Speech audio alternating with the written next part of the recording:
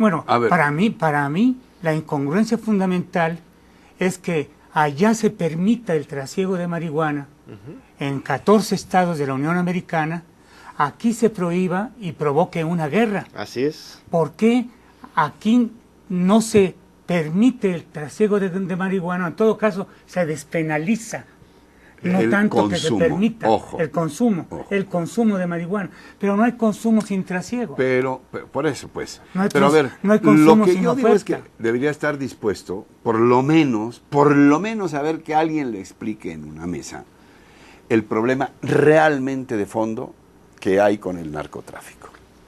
Es que hay 4 o 5 drogas que generan por su clandestinidad un negocio gigantesco que se estima entre 35,000 en Estados Unidos y 30,000 en Europa y el resto del mundo, 100,000 millones de dólares al año, de los cuales el narcotráfico mexicano tiene un gran beneficio. Por lo pronto, ya no digas que manden a Europa, lo que sea, no, por los Estados Unidos, de muchísimo dinero de esos 35,000 millones que implica el consumo. Bueno, ¿por qué otras drogas no están en la clandestinidad? Claro. ¿Por qué, si hay drogas que te causan efectos prácticamente idénticos a la marihuana, a la cocaína, que te provocan estados de depresión, o te duermen, o te excitan y te despiertan, etcétera? ¿Por qué esas drogas no son, y esas sí se pueden vender? Bueno, el negocio es la clandestinidad. La prohibición. Lo han dicho desde Friedman hasta Vargas Llosa, pasando por García Márquez, pasando por grandes pensadores, Fuentes, no se diga. El negocio es la clandestinidad.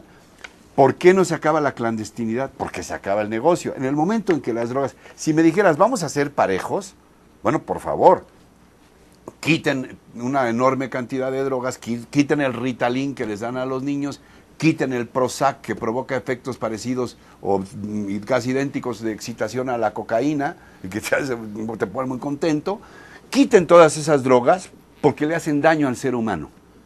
Quítenlas, ahí están. Hay expertos que han trabajado años en eso. Hay libros, la cantidad de literatura que quieras sobre el negocio que significa para los grandes laboratorios. Nada más que son mafias de pluma fuente y de oficinas muy bonitas y públicas, qué ¿no? hace Calderón? En Ginebra, Suiza. Ahí están las sedes de los grandes laboratorios. Bueno, entonces ese es el problema de fondo. No se quiere discutir porque no conviene. Claro. Es porque está en la clandestinidad y la clandestinidad genera una enorme... Sobre esas 4 o 5 drogas nomás, ¿eh?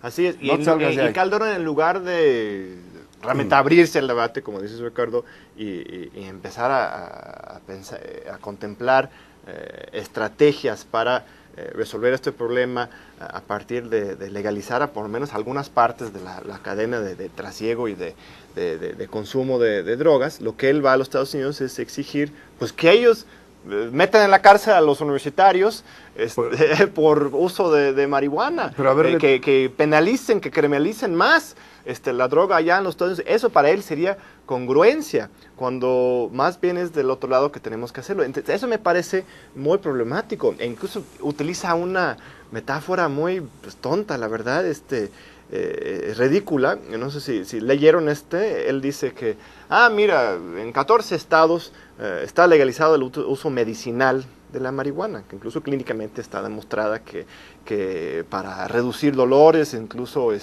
hinchazón, para cuestiones de reuma, hay utilización. La morfina tiene un uso médico. Hay usos médicos muy comprobados ahí, por eso está aprobado en estos estados.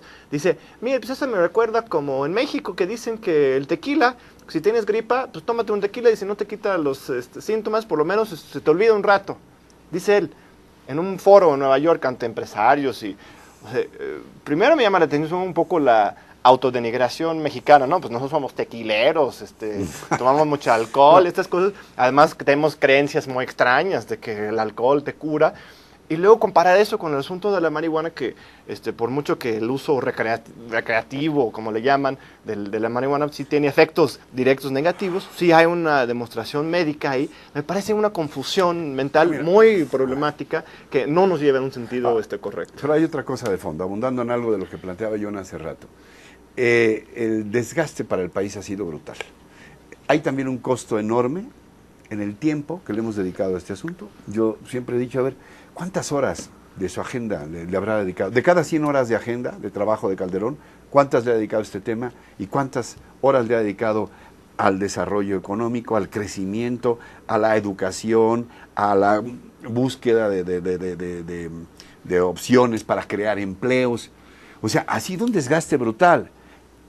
Muchos de los recursos que ha empleado el gobierno en esta lucha absurda hubieran tenido frutos enormes si el país los hubiera dedicado a becas para profesionistas, a agroindustrias en las zonas rurales para crear empleos, para que la gente no se vaya a coser al desierto de Arizona.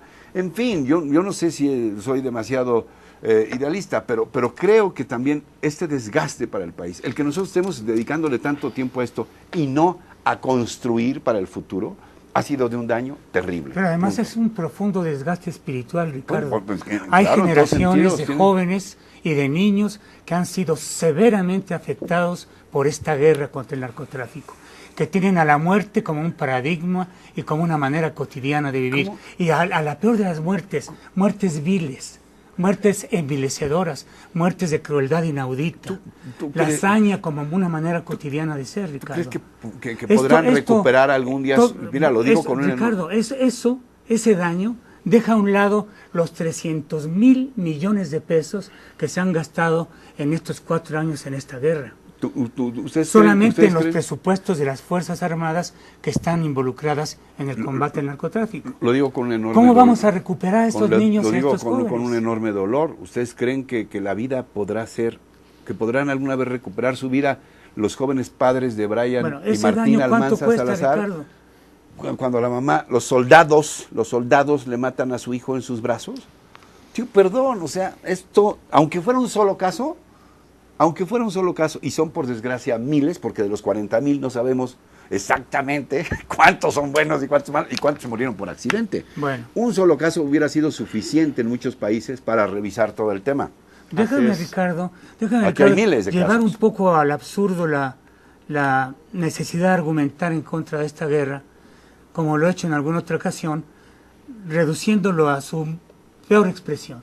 ¿Por qué el país tiene que destruir su sociedad, su red humana de existencia, sus instituciones, su generación de jóvenes y de niños, para que 17 millones de adictos norteamericanos no se droguen? ¿Por qué? ¿Por qué les tenemos que estar cuidando a estos adictos que no se droguen? O los 600,000 que dice el INEGI que tenemos en nuestro país. He dicho en alguna ocasión que se droguen.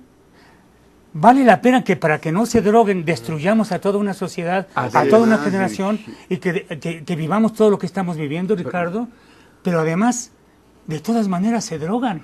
Virgilio, Ese es un planteamiento ridículo. Pero eso está aprobado en cuanto a moral pública y médicamente. Las drogas no se consumen porque estén allí. Las drogas se consumen por otro tipo de problemáticas. Claro. O de carácter social o de carácter individual. Emocional.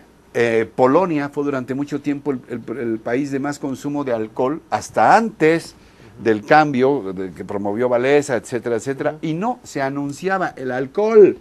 No había anuncios. Era una Polonia socialista donde no había, y era donde más se consumía alcohol. ¿Por qué se consumía? Porque la gente estaba deprimida por lo que tú quieras. No, en general se consumía. ¿Cuándo se consumió más alcohol en Estados Unidos? En la época de la Gran Depresión, cuando estaba prohibido, por eso surgieron las mafias. La gente se va a ir a drogar porque las drogas se tienen al alcance. Digo, perdón, el que quiera lo va a hacer y va a conseguir una receta médica para meterse chochos que también causan efectos de cualquier, que alteran el estado emocional de las personas. queda- Aquí el punto, Virgilio, que lo resaltaría, y es algo que Se los doy a también John ha para que estado, vean que no hay fines. que un servidor ha estado también argumentando. Al final de cuentas, las autoridades mexicanas, el presidente de la República en México, tendría que preocuparse en primer lugar por la salud, el bienestar y el desarrollo económico y social de la población mexicana, ¿no? Y no estar dedicado principalmente, como ha sido en esta guerra, a cuidarle las espaldas y a los consumidores en los Estados Unidos. Sí, colaboración no estoy hablando de romper la frontera, no, colaboración entre dos gobiernos soberanos, dos pueblos soberanos, en forma de respeto, pero de este lado tenemos que preocuparnos por la salud pública, así como ellos lo hacen de aquel lado. Entonces, es a partir de ahí que tendríamos que tener esa relación, y otra vez esta visita de Calderón a los Estados Unidos demuestra que no tiene esa perspectiva. Abundo en la tesis de John, a que vean que somos, estamos segundos. en el mismo. En 20 segundos no tendremos... ¿Cuál es la prioridad del gobierno? ¿Combatir a los malos o cuidar a los buenos? Ahí lo dejo. Muy bien. Oigan, hay muchísimo más que tejer en torno a estos temas, sobre todo a este último tema. Pero vamos a tenerlo que dejar para otros programas. Muchas gracias, John. Muchas gracias. Gracias, buenas noches. Gracias sobre todo a usted, que nos distingue con su atención. Nos vemos en 8 días. Grupo Fórmula y la agencia detrás de la noticia presentaron a John Ackerman, Virgilio Caballero, Miguel Ángel Granados Chapa y Ricardo Rocha en